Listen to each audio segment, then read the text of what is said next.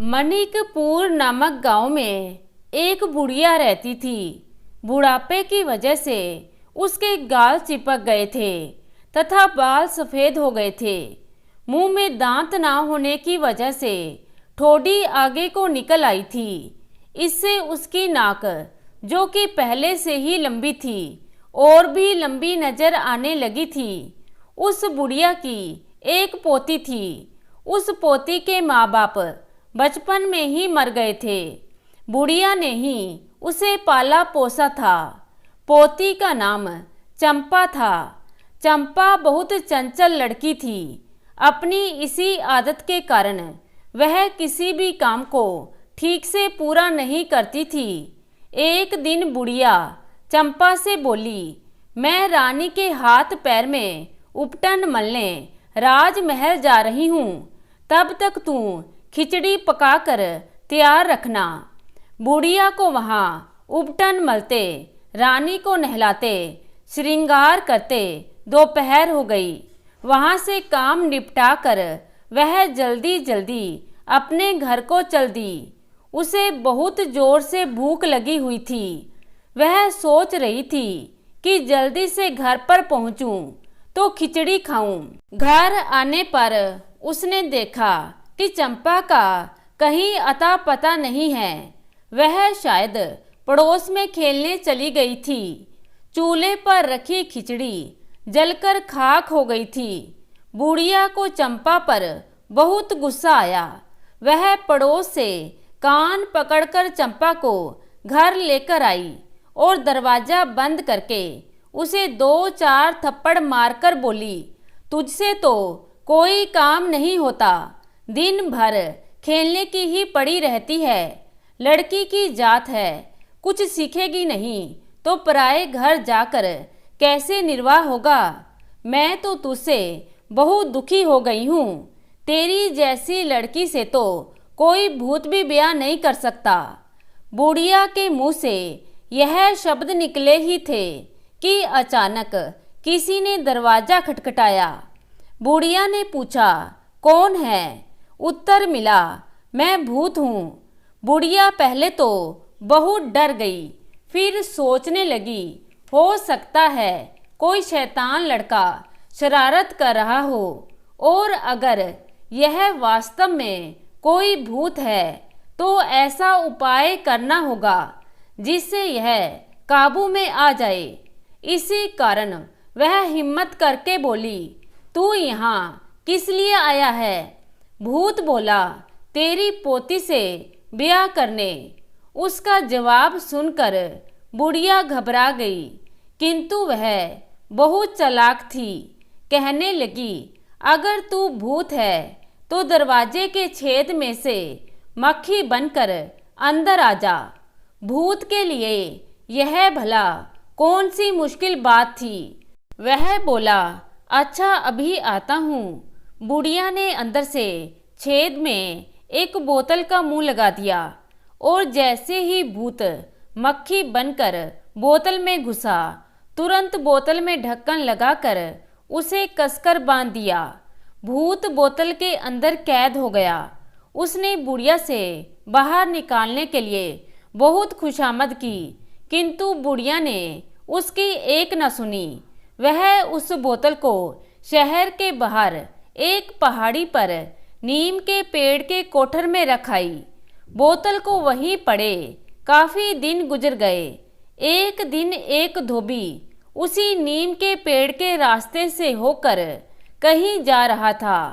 उसे सुनाई दिया जैसे कोई उसे पुकार रहा हो। वह चौंक कर इधर उधर देखने लगा। उसे पास के नीम के पेड़ में से आवाज आती सुनाई दी। वह पेड़ के पास गया तो उसने उसके नीचे एक बोतल को उछलते कूदते देखा। गौर से देखने पर धोबी को उसके अंदर एक बड़ी मक्खी नजर आई। धोबी सोचने लगा कि क्या इसी बोतल में से आवाज आ रही है। वह अभी इसी सोच में था, बोतल में से भूत बोल पड़ा, भैया इस बोतल में मैं भूत बंद पड़ा हूँ, कृपया तुम इस बोतल का ढक्कन खोल दो, मैं तुम्हारा उपकार मानूंगा। भूत का नाम सुनकर पहले तो धोबी चौंका, इसके बाद वह हिम्मत करके बोला, ना बाबा, तू भूत ठहरा। बोतल से निकलकर अगर मुझे ही चिपट गया तो फिर मैं क्या करूँगा? जिसने तुझे बंद किया है वह कोई तेरा भी गुरु रहा होगा। भूत कांपते हुए बोला, गुरु ना कहो, होने वाली सास कहो। भूतों की भी भला सास होती है? क्या चक्कर है, बताओ तो जरा।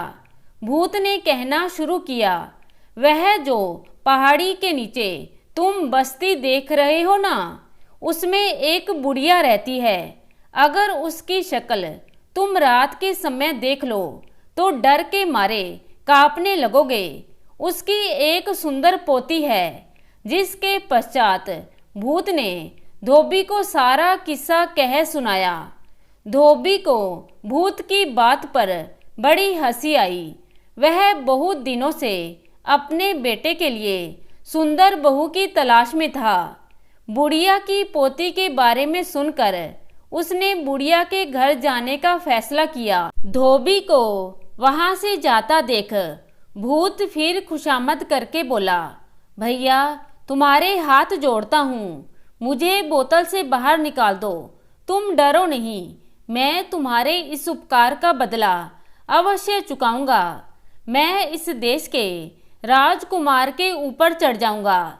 जब तुम उस राजकुमार पर पानी छोड़ दोगे तभी उसे छोड़ूंगा। तब राजा खुश होकर तुम्हें बहुत सा इनाम दे देगा। धोबी को यह बात पसंद आ गई। उसने बोतल का ढक्कन खोलकर भूत को आज़ाद कर दिया। उसके बाद धोबी सीधा बुढ़िया के घर पहुंचा और अपने बारे में बताकर उसने बुढ़िया की पोती से अपने बेटे की शादी की बात पक्की कर दी। एक दिन वह कुछ खरीदने बाजार गया तो वहां उसने ढिंडोरा पीटते सुना, राजा का बेटा बीमार है।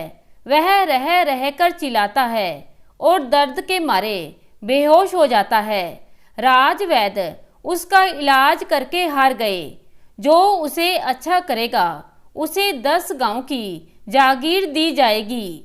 धोबी समझ गया कि बोतल का भूत राजकुमार को चिपट गया है। वह राज दरबार में पहुंचा तथा राजकुमार को ठीक करने की जिम्मेदारी ली। वह झूठ मूठ का भूत उतारने का ढोंग करने लगा और कुछ मंत्र पढ़कर राजकुमार पर पानी छिड़क दिया। भूत अपने वायदे के अनुसार राजकुमार को छोड़कर चला गया। राजकुमार ठीक हो गया। राजा बहुत खुश हुआ। उसने धोबी को जागीर में 10 गांव दे दिए। उधर धोबी ने अपने बेटे से चंपा की शादी कर दी और वह सुख से रहने लगे। जब भूत को पता चला कि चंपा की शादी धोबी के लड़के से हो गई है तो उसे भारी चिढ़ हुई। वह धोबी के लड़के को सताने लगा। अब तो धोबी बड़ा परेशान हुआ। वह भूत से बोला, तू मेरे लड़के को छोड़कर चला जा, नहीं तो अच्छा नहीं होगा। मैंने तेरे साथ नेकी की और तू मेरे ही लड़के को सता रहा है, यह ठीक नहीं है। लेकिन भूत ने उसकी बात नहीं मानी। अंत में धोबी को एक तरकीब सूझी। उसने कुछ ढोल और नगाड़े वालों को इकट्ठा किया। नगाड़ों की तेज आवाज सुनकर भूत ने धोबी से पूछा, यह हल्ला गुल्ला काहे कहा? धोबी ने कहा, मैं क्या जानूं, होगा कुछ। भूत बोला, जरा देखकर तो आओ कि बात क्या है। धोबी कुछ सोचने का नाटक करते हुए बोला, अच्छा तू कहता है तो मैं देखकर आता हूँ। धोबी ने लौटकर बताया कि वह बुढ़िया एक फौज लेकर भूत को पकड़ने आ रही है और साथ ही उसके पास एक बड़ी बोतल भी है जिसमें वह भूत को कैद करेगी। भूत ने जब यह बात सुनी तो उसके होश गुम हो गए। वह सिर पर पांव रखकर वहां से भाग खड़ा हुआ। इसके पश्चात उसने कभी भी उस गांव का रुख नहीं किया। तो दोस्तों, कैसी लगी आज की कहानी? आशा करती हूँ कहानी को पसंद करेंगे। धन्यवाद।